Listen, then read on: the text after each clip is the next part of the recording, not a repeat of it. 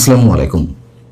প্রিয় দর্শক, ভারতের পশ্চিমবঙ্গে বিজেপির মতন একটি চরম ধর্মাশ্রয়ী রাজনৈতিক দল সরকার গঠন করতে যেহেতু যাচ্ছে, সেই ক্ষেত্রে বাংলাদেশে আমাদের বিএনপি সরকারের সঙ্গে ভারতের কূটনৈতিক সম্পর্ক উন্নয়নের ক্ষেত্রে নতুন বা বাড়তি কোনো চ্যালেঞ্জ দেখা দিচ্ছে কিনা সেই প্রশ্নটি এর মধ্যে উঠতে শুরু করেছে। যদিও আমাদের পররাষ্ট্র প্রতিমন্ত্রী শামা উবায়েদ দাবি করেছেন যে ভারতের পশ্চিমবঙ্গে যেই ক্ষমতায় থাকুক না কেন বা যেই ক্ষমতায় আসুক না কেন, বাংলাদেশের সঙ্গে সম্পর্কের ক্ষেত্রে কোনো প্রভাব ফেলবে না, বাংলাদেশ নিজেদের স্বার্থ বজায় রেখে কাজ করবে। খুবই ভালো কথা, আমাদের প্রত্যাশাটাও তেমনি। কিন্তু প্রত্যাশা যাই থাকুক না কেন, বাস্তবতা আসলে কি বলছে?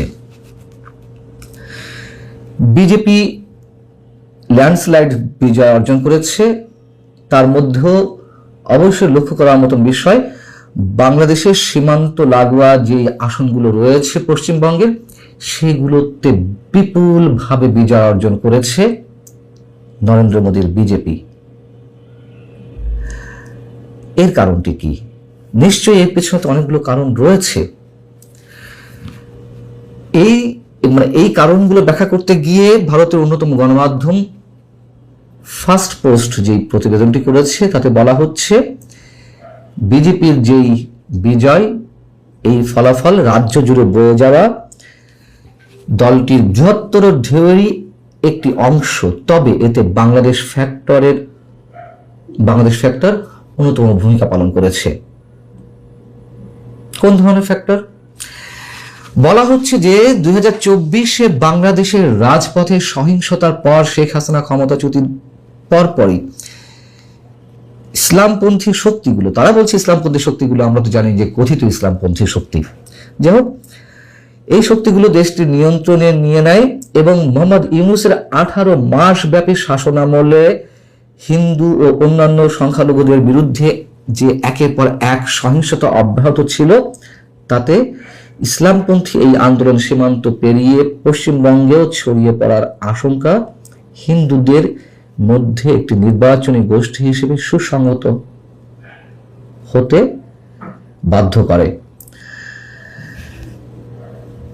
ভারতের বিভিন্ন পর্যায়ের বিশেষজ্ঞদের অভিমত তুলে ফার্স্ট পোস্ট বলছে, পশ্চিমবঙ্গে হিন্দুরা কখনোই একযোগে ভোট দেয়নি, কিন্তু বিজেপি এবং রাষ্ট্রীয় স্বয়ংসেবক সংঘ RSS এবার তাদের একজোট করতে সক্ষম হয়েছে এই বিষয়গুলোকে কেন্দ্র করে।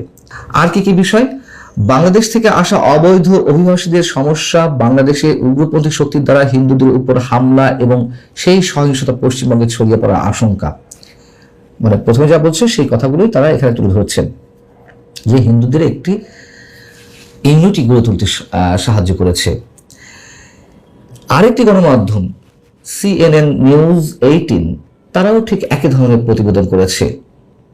এই প্রতিবেদনে বলা হচ্ছে যে হাসিনার পতনের পর পশ্চিমবঙ্গে জামায়াতের প্রবেশ নিয়ে বিজেপি একটি প্রচারণা শুরু করেছিল।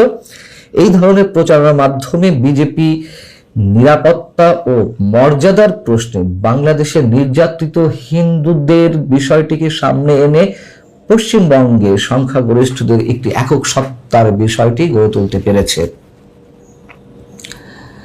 এখন ফার্স্ট পোস্ট এবং CNN নিউজ 18, আমরা যদি এই দুটি প্রতিবেদনকেই, মানে তাদের এই দুটি প্রতিবেদনকেই সামনে নিয়ে এসে আলোচনার চেষ্টা করি, নিশ্চয়ই অমূলক কিছু হবে না, এবং তারা যা দাবি করেছে সেটিও অযৌক্তিক কিছু নয়। এটা তো আমরা জানি যে ভারতের নির্বাচনে এবার বাংলাদেশের বিভিন্ন ইস্যু অনেক বড় ভূমিকা পালন করেছে। তার মধ্যে শেখ হাসিনা একটি ইস্যু, এর আগে আমি আপনাদেরকে জানিয়েছি। এর মধ্যে বাংলাদেশে হিন্দুদের উপরে যে নির্যাতনের অভিযোগ, সেই বিষয়টি এসেছে, এবং সীমান্ত ব্যবস্থাপনাও এসেছে,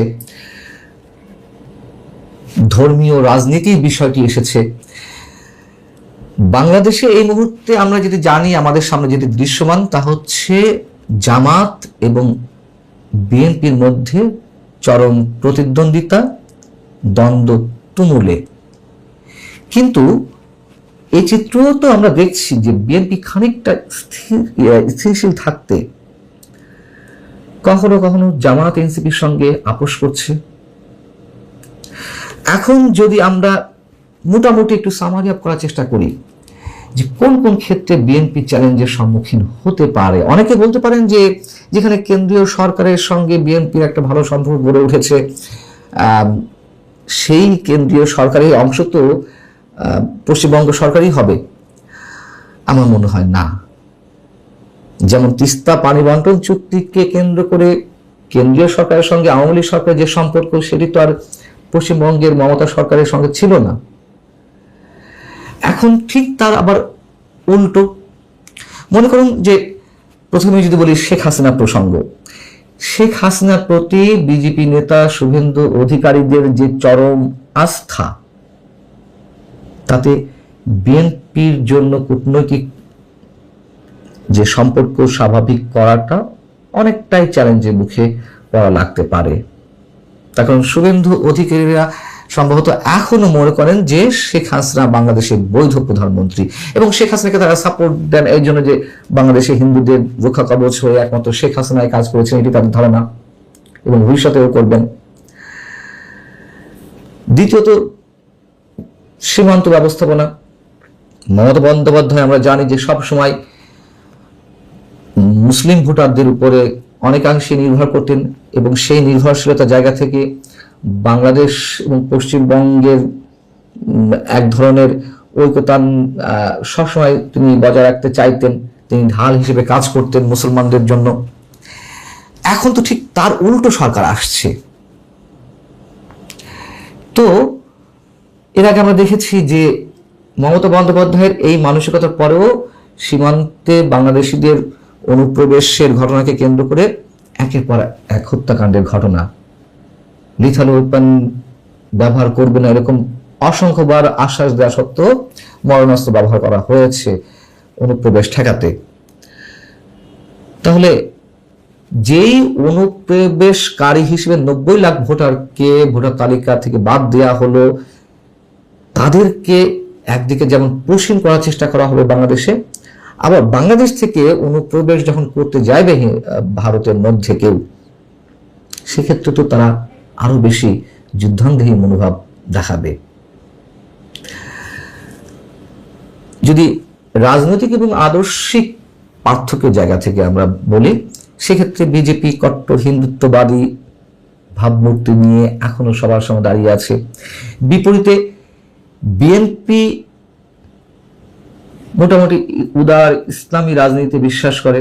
বাংলাদেশে ইসলামপন্থী দলগুলোর সঙ্গে তাদের একটা সখ্যতা আছে বা সখ্যতা নিয়ে চলতে চায়। এই যে বিপরীতমুখী অবস্থান, মোটামুটি বিপরীতমুখী অবস্থান, সেই জায়গা থেকে পশ্চিমবঙ্গকে ঘিরে ভারতের কেন্দ্রীয় সরকারের সঙ্গে কূটনৈতিক তৎপরতা কেমন হবে তা নিশ্চয়ই অনেকটাই প্রশ্নবিদ্ধ।